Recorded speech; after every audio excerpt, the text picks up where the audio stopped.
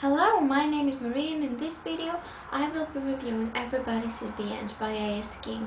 And this book is one of my favorite books of all time. It's really good. If you haven't read it, please go read it. It's so good. It's really good.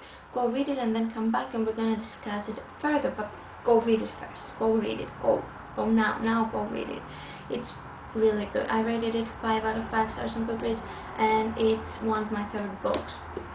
So it's the story of this boy named Lucky Linderman, and when Lucky was 7, his grandma died, and on her last breath she told Lucky to go and rescue his grandfather.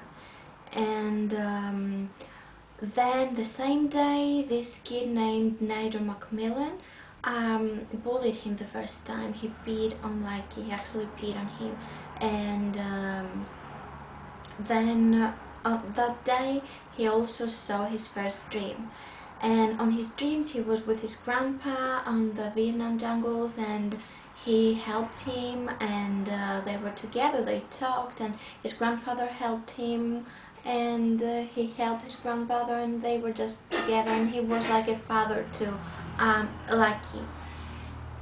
So that was the first time he saw his dream, and his dreams were basically his way to escape from reality, because this kid, Nader Macmillan, continued bullying him multiple times, and he was really mean. And he was not only mean to Lucky, he was also mean to other kids. And now he's a teenager, he's 14, 15, and there's an incident, another incident in the pool. He's in the pool, and Nader Macmillan bullies a teenager girl, and he stands up for the girl, and so Nader beat him really hard. And his mother decides to take him on a vacation. His mother had marital issues with his father, and his father never really talked about anything except for his job. He was a chef, and he only talked about food, and so Lucky didn't have anyone to talk to. Nobody really knew him, and he just lived like that. And then they went on this trip.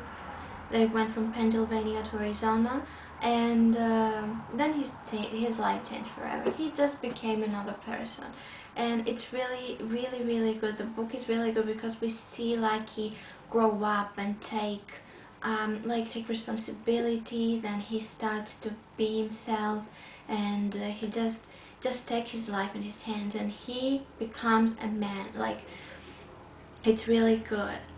He meets a girl there, Jeannie, and she just makes him feel him. She's a girl, and she's very beautiful, and she has this really long hair, really nice hair, and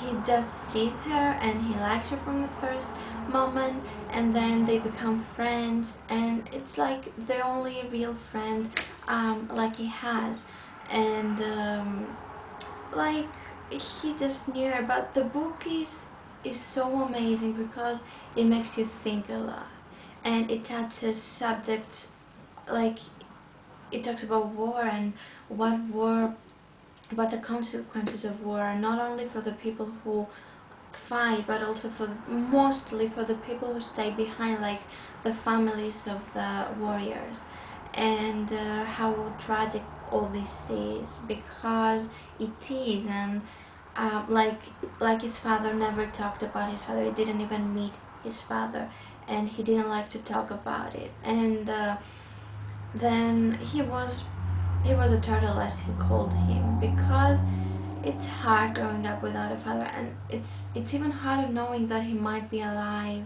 because he was missing. They didn't tell him your father died.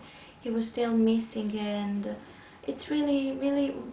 I think we don't understand what a war is because we haven't been through it. At least people my age, I guess. But when I read those books and see how people live, and what war left behind, is, it's really sad. It's really sad. And yeah, I'm really, really happy that, of course there are wars now on the world, but I'm really happy that we live in peace. Most of us live in peace. I'm really happy. And it also talks a lot about bullying, and I think that bullying, like abuse, physical and mental abuse, I don't know how people get that mean. I don't know how people get that mean. I mean, it's not hard like feeling what like he feels. Like you can tell if somebody does that to you, then you're gonna feel sad, and yes, you're gonna want to kill yourself if something like that happens multiple times, all the time, repeatless times, and I don't know.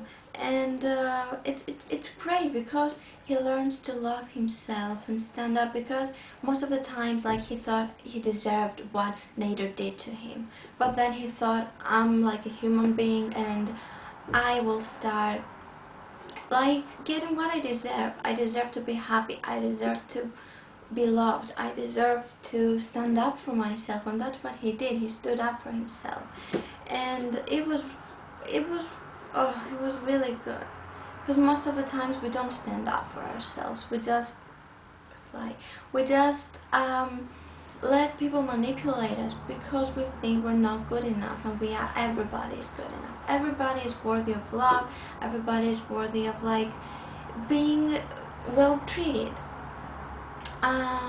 So yeah, and I also think that everybody sees the ends. The ends are like things you want to tell and you don't tell because you're afraid, because you think they're gonna like laugh at you, they are gonna get mad at you, and you just keep stuff to yourself. And like he finally like thought the things that he thought in his mind and never thought, he finally found the strength, the inside strength to tell people about them. And then his relationship with his mother got better, and with his dad too, and he stood up for himself, and he even talked to that kid Nader, and everybody knew what he was doing, and they all stood up for like themselves. They started taking action and not just sitting there. And this book is really, really, really good. Just go read it. Whoever hasn't read this, I mean, go read it. Go read it. That's all I gotta say. And yeah, I think there are more things that you can talk about in this book because it touches a lot of issues. But for now, like that's my first impression of it, and I'm gonna reread it sometime, and I'm gonna love it as much as I did now, and even more because it's really good. I'm telling you, it's really, really good. So thank you so much for watching, and I'm gonna see you in my next video. Bye.